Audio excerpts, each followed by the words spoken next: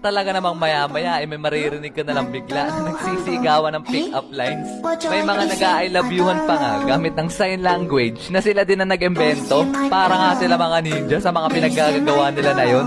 Madami pa nga sila mga pinaggagawa nun. Habang ako ay parang kulangot lang dun sa ledgi kasi hindi ko kaya yung mga pinaggagawa nila. Feel ko kasi nun parang sobrang bata ko pa para magkajowa. Pero meron ako ng 2 tropa na kasama din sa mga nanliligaw dun sa taga-katapat namin na building. At simula nung napasagot na nila yung mga nililigawan nila sa kabilang building, ay dito na nagsimula yung mga hindi inaasahan na pangyayari.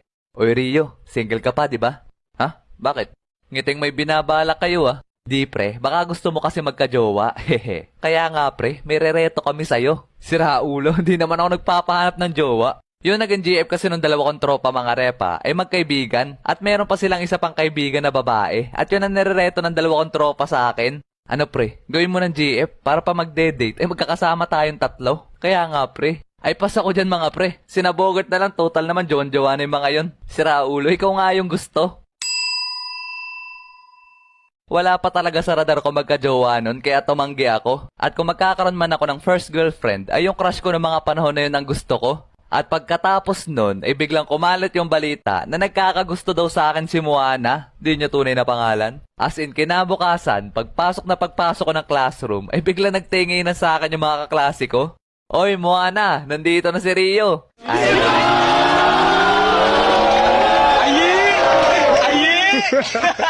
talaga namang, oh my God. Gusto ko na lang maglaho na parang bula noong mga oras na yon. As in, gabutil yung pawis ko sa hiyanon. At pagkatapos nun, ay hinila nila si Moana papunta dun sa kanilang bintana. Tapos nagkatinginan kami. Kau bilang kau tuh paling manis aduh bikin salah tingkah saja kau pemanis bikin salah tingkah di kau sayang. Kau bilang kau tuh paling manis aduh bikin salah tingkah saja kau pemanis bikin salah tingkah di kau sayang. Kung madidescribe ko sa inyo mga repa si Moana, siya yung matatawag nyo na Black Beauty. Ang dahilan lang kung bakit ayoko siyang ligawan nun kasi meron na akong ibang gusto. Pero pagtingin ko sa kanya, no mga oras na yon, ay nakikiay din siya sa amin dalawa ni Moana.